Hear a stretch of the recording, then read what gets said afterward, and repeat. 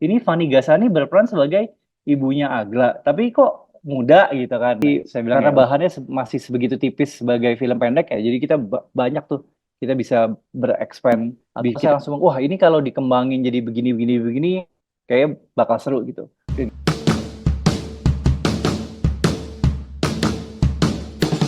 Selamat datang di Broscast. Bram Reza Rifu ngobrol santai di di podcast. Yeay!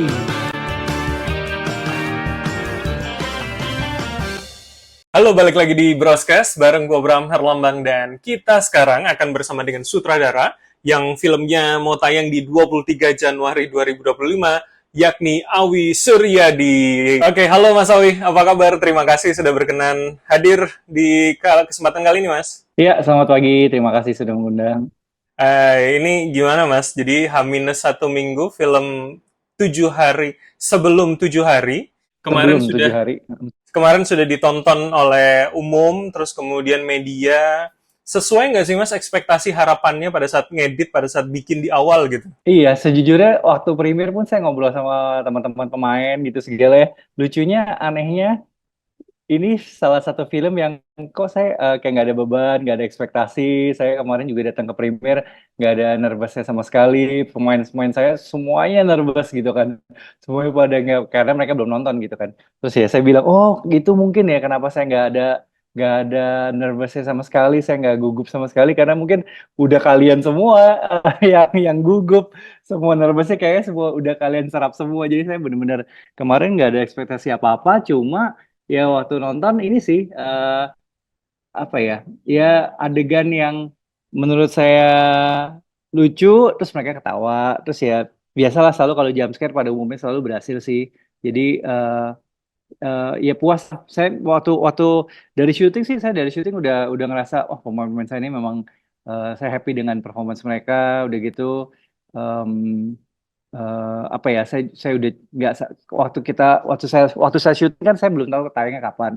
Even waktu kita udah selesai editing pun kita juga belum tahu tayangnya kapan. Nah saya bilang tuh kayaknya saya sebenarnya nggak sabar pengen dapat tanggal tayang, cuma karena pengen teman-teman saya tuh buru-buru melihat performance mereka di film ini, karena saya sangat-sangat puas dan happy sih dengan performance mereka. Mudah-mudahan sih, ya harusnya sih kemarin waktu premier pada muji juga sih, pada muji pemain-pemain. Mas, kalau di banyak podcast kan saya sudah mendengarkan banyak podcast, kita beberapa kali ngobrol. Mas Awi kan apa ya, tipe yang tahu gitu, misalkan mana yang works, mana yang enggak, dan itu rasanya mungkin pasti karena sudah berkali-kali bikin, pasti sudah tahu di mana kira-kira plus minusnya dari filmnya Mas gitu loh. Nah itu kemarin sesuai nggak Mas ketika ada respon publik yang memang, oh ya emang di sini nih bagian yang jadi andalannya gitu loh dalam film Mas. Kita waktu syuting kan, waktu bikin shortlist, waktu dapet set, waktu ngobrolin sama DP sama Art, kira-kira tau lah, oh ini setnya bagus banget sih. Udah gitu misalnya kita waktu saya bikin shortlist, eh, bukan hanya shortlist saya semuanya bisa terrealisasi, ntar tapi dari tim kamera juga bisa menawarkan yang lebih lagi. Nah itu kalau dari shortlist saya sudah dapat, dari tawaran DOP juga bisa kita dapetin. Nah itu kita berasa tuh, wah ini adegannya kayak bakal spesial nih. Nah di film ini yang paling spesial, ya mungkin bukan yang paling spesial sih, apa ya, yang orang-orang ngomongin tuh opening scene-nya, opening scene di gua waktu karakter Anggun tuh melakukan ritual. Nah itu semua orang pada ngomongin, semua orang bilang, wah ini opening scene-nya sangat-sangat kuat gitu ya. Jadi itu saya ini sih saya, dan lucunya karena sebenarnya adegannya eh, cukup brutal lah gitu boleh bilang. Apa yang dilakukan Anggun tuh sebenarnya sangat-sangat tidak bisa diterima. Cuma kemarin waktu premier orang-orang malah pada tepuk tangan. Saya juga wah sakit nih penonton kita gitu karena adegannya cukup sadis kok tapi mereka malah tepuk tangan. Iya gitu Itu sih. jadi hal yang di luar ekspektasi ya. Padahal Mas menganggapnya itu jangan-jangan nanti penonton nggak terima gitu.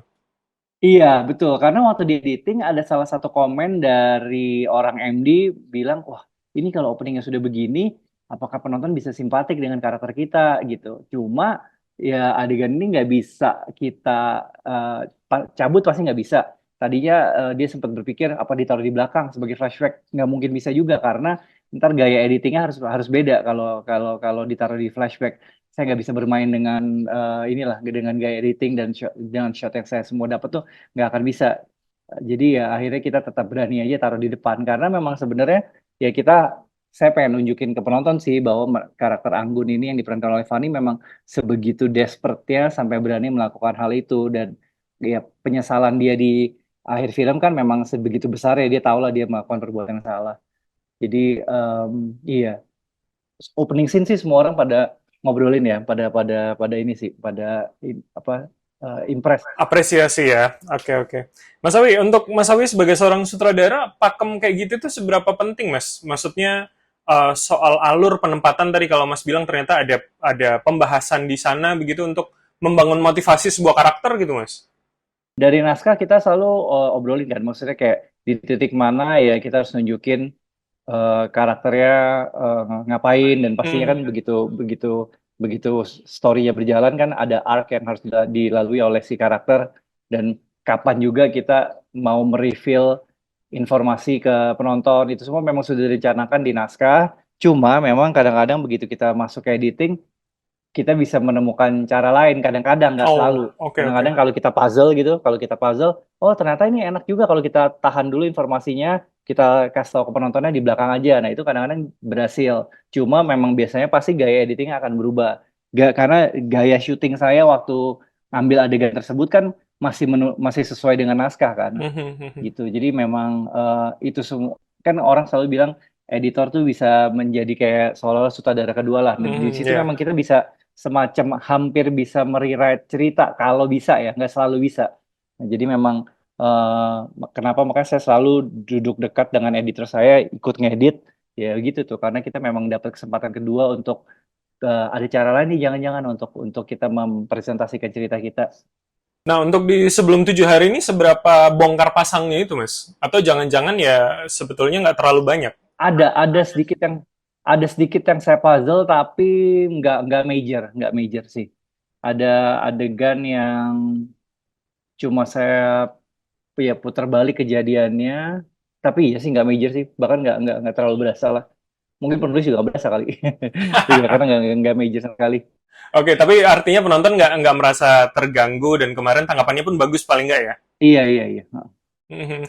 Mas, ini kan diangkat dari film pendek di 2020 yang banyak penghargaannya, apresiasinya juga besar gitu. Seberapa itu menjadi beban gitu, Mas, untuk membuat ini lagi untuk seorang Mas Awi?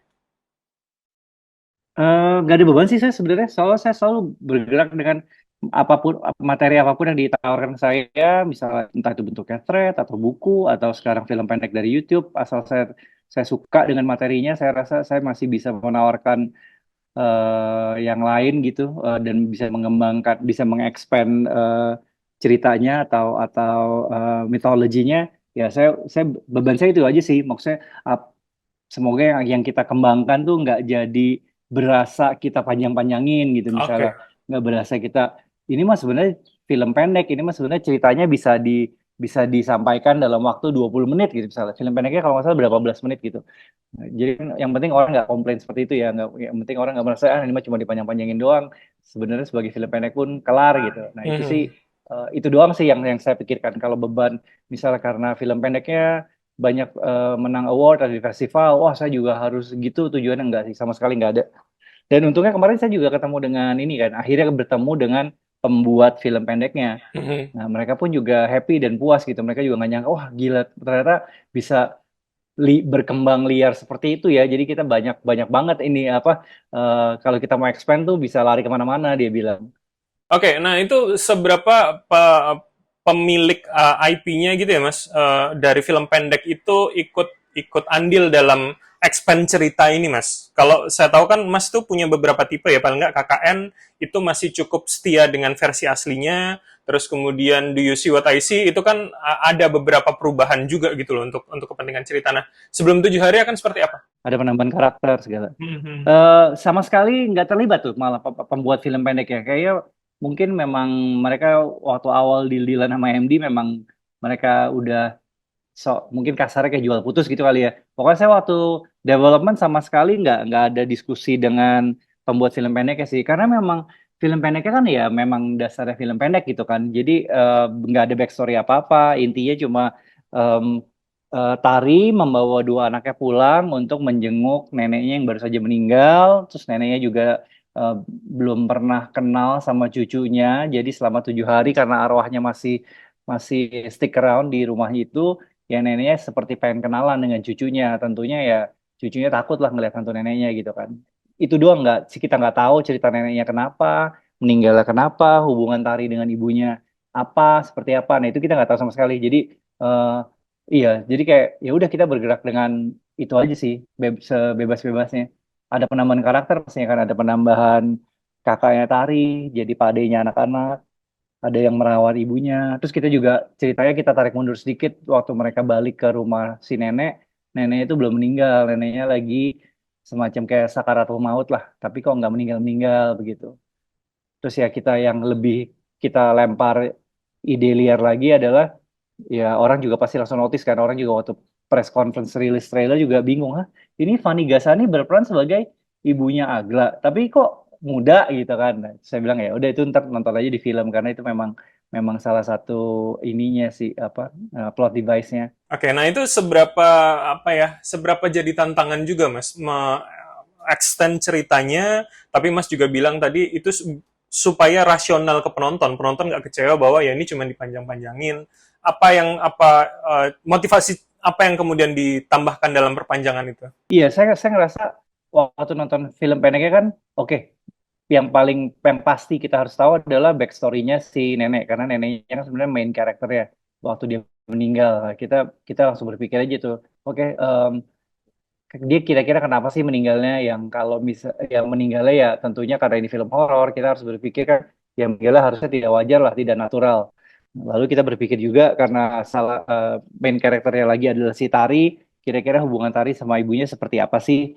Ya saya ngerasa kan lebih menarik kalau memang ya mereka tuh ada konflik, jadi kita bukan hanya berkutat dengan hal-hal mistis atau hal-hal gaib, tapi di luar itu pun secara drama gitu ya, relationshipnya Tari dan ibunya pun memang dalam kondisi tidak baik. Ada mereka tuh ada kepahitan lah yang ntar kita tunjukkan di film kenapa ibunya harus melakukan itu. Iya, jadi kita ini sih, jadi kita menambahkan elemen dramanya, begitu menambahkan elemen supernaturalnya juga. Oke. Iya, jadi masih karena bahannya masih sebegitu tipis sebagai film pendek ya, jadi kita banyak tuh kita bisa berekspand, kita bisa expand selebar-lebarnya. Justru waktu Hmm. pertama kali saya nonton film pendeknya, lalu saya terima naskah draft satunya, saya masih belum serak karena waktu itu penulis larinya ke arah pesugihan. Nah, saya bilang ke tim MD dan ke tim penulis, ini tuh saya udah kayak, maksudnya saya aja udah pernah melakukan film horor yang bersinggung dengan pesugihan gitu kan. Di UC Waresi kan pesugihan akhirnya. Lalu ya film horor kita sendiri sudah banyak banget mengenai pesugihan. Jadi saya bilang ke tim penulis, saya sih belum pernah bikin film yang tentang susuk nih, saya bilang gitu. Kalau mau kita larikan ke susuk aja gimana? Ya udah akhirnya makanya apa yang dilihat di film itu akhirnya berangkat dari situ. Oke. Nah, Mas, untuk Mas sebagai seorang sutradara itu lebih apa ya? Memilih yang mana? Source material yang memang seperti KKN lengkap begitu, atau kemudian yang tipis kayak film pendek ini, Mas? Pertanyaan yang bagus dan jawabannya mungkin sama aja sih. Maksudnya dua-duanya tuh menarik. Kayak waktu KKN, saya sangat impress. Saya sebagai pembaca langsung terangsang, terangsang imajinasinya sebagai penonton karena penjelasan Simple Man sebegitu detailnya itu juga sangat bagus buat filmmaker karena bahan kita udah banyak gitu. Bahkan kita harus malah buang-buangin. Nah, terus kalau yang ini juga sama. Kita cuma kayak dipancing doang sedikit. Nah, sisanya kita suruh ngisi sendiri. Jadi dua-duanya sama-sama asik sih. Oke. Dua-duanya sama-sama asik. Dan bener, dua-duanya pasti ntar ada aja pro dan kontranya gitu kan. Waktu KKN ntar dibilang terlalu mirip, ntar kalau yang ini film pendek loh, kok larinya jadi ke sana ya gitu. Jadi ya memang kita seperti, ya kita tahu lah, maksudnya kita nggak mungkin memuaskan 100% penonton gitu. Cuma kalau mengenai prosesnya, dua-duanya sama-sama asik. Kalau saya dikasih pilihan, sama-sama sih. Maksudnya mungkin kalau materi sebegitu lengkap, tapi hanya cuma sedikit yang bisa kita ambil karena mungkin bukannya jelek ya, karena saya nggak suka misalnya, karena saya nggak suka, oke sih materinya banyak, tapi bagian ini saya nggak suka, bagian ini saya nggak suka, saya ambil segininya doang ya. Nah itu tuh mendingan saya dapat yang kayak sebelum 7 hari, sedikit aja tapi saya suka gitu. Nah, itu artinya apa ya? apa daya tarik dari sebuah source material yang akhirnya membuat seorang Awi itu oke, ini saya mau ambil gitu. Biasanya setelah ngobrol dengan, jadi begitu waktu nonton film pendeknya ataupun source material apapun, baca atau gimana, either saya langsung kebayang atau saya langsung wah ini kalau dikembangin jadi begini begini begini kayak bakal seru gitu. Begitu kalau disampaikan dalam bentuk audiovisual bakal bisa menambah experience gitu loh. Kan kadang-kadang source materialnya, oh dibaca aja udah cukup lah gitu, dibaca aja udah lebih seru, nggak perlu kita presentasikan dalam bentuk audiovisual. Nah, ada juga yang kayak gitu kan, materi-materi yang saya baca cerita pendek bagus tapi udah cukup lah, dia makanya nggak usah di audiovisualin. Nah, kalau itu sih patokannya, kalau saya ngerasa ini bisa dikembangkan atau bisa dipresentasikan secara audiovisual dan saya tahu apa yang saya mau shoot gitu ya, apa yang saya mau bikin, itu yang menentukan ya saya ini deh, saya mau deh terlibat. Oke, oke. Jadi balik lagi soal sense dan jam terbang ya kalau begitu ya Mas ya. Iya, atau insting sebagai penonton kayak ya. Karena Oh, saya oke. menempatkan diri saya sebagai penonton sih, jadi saya ngerasa, oh ini kalau dijadikan film dan tayang di bioskop gitu, saya kayak mau mau nonton deh gitu. Oke, Mas, terakhir kalau gitu, Mas Awi, seberapa tanggapan penonton dalam filmnya Mas? Mas kan mungkin 3-4 film dalam setahun ya. Itu matters dan berdampak untuk penggarapan film berikutnya, Mas. Oke, mungkin seperti tadi sih, karena saya selalu menempatkan diri saya sebagai penonton. Saya ngerasa ya saya penonton nomor satu waktu saya lagi bikin film gitu kan. Ya, jadi saya ini aja sih saya berpikir, karena saya nggak mungkin juga nonton setiap film horor yang rilis, tapi saya usahakan saya nonton. Kebanyakan, sebagian besar sih saya nonton. Sebagian besar saya nonton, mungkin nggak selalu di bioskop, kadang-kadang terpaksa udah harus di OTT. Ya dari situ saya ngerasa, saya bisa semacam riset kira-kira apa sih yang orang-orang lain udah bikin, yang ya saya juga tahu penontonnya ada yang rame, ada yang nggak rame, jadi saya kira-kira nebak-nebak aja, oh yang begini berarti mungkin penonton suka, tapi kadang-kadang suka bukan berarti kita bisa harus buat juga, tandanya kan oh yang begini ya udah banyak yang nonton gitu, tipe cerita seperti begini udah ada di luar sana, udah ada yang bikin dan udah ada yang nonton juga. Nah jadi paling saya ngerasa ya eh, itu aja sih yang saya berusaha minimal kalau dari film saya sih pastinya, selain kayak signature shot atau trademark shot ya, cuma saya ngerasa selalu kalau materinya saya ngerasa udah pernah bikin, ya saya nggak akan tertarik bikin. Jadi ya, contohnya si materi pesugihan ini aja, waktu awal saya nerima sebelum 7 hari sebagai cerita pesugihan, saya udah kayak nggak tertarik gitu. Saya pikir eh, kita sendiri aja udah pernah bikin gitu. Udah sebelumnya aja kita baru bikin. Dan ada pocong-pocongnya segala juga waktu itu. Jadi saya ngerasa, waduh jangan pocong lagi, jangan pesugihan lagi. Karena saya sebagai penontonnya udah jenuh. Apalagi saya juga udah pernah bikin. Di luar sana juga banyak yang bikin kan. Nah, jadi saya selalu ngerasa ya, ya minimal next film saya tuh ada yang beda terus lah dari film saya sebelumnya. Oke, siap. Mas Awi, terima kasih. Kita tunggu akan tayang di penonton nanti 23 Januari. Dan kita akan tunggu terus karya-karya Mas untuk kedepannya. Berapa film lagi Mas di tahun ini? Yang syuting sih, ya syuting saya setahun mungkin 3, cuma tayang belum tahu berapa tuh. Oh, Yang tahun ini pasti tayang kan udah ada 2, sebelum 7 hari, tanggal 23 Januari, lalu Pabrik Gula itu juga udah pasti tahun ini. Terus saya akan syuting Danur 4, oh. rasanya sih tayang tahun ini juga. Iya. Oke, jadi sebetulnya akan cukup banyak ya penonton akan bisa paling nggak 4 bulan sekali lah akan ada satu karya Mas Awi. Oke, Mas Itu Awi, kayak kebanyakan ya. Takut orang bosan. enggak lah. Kayak harusnya setahun tuh 3, 2 gitu ya. Ya, saya sih udah bilang jangan banyak-banyak deh biar orang ada kangennya gitu. Betul, Saya betul, ngeliat betul. daerah lain sebulan bisa 3 filmnya, gila. Siap, Mas Awi, terima kasih banyak. Kami tunggu lagi ngobrolnya. Mungkin harapannya tentu next kita bisa ketemu dan ngobrol langsung ya, Mas.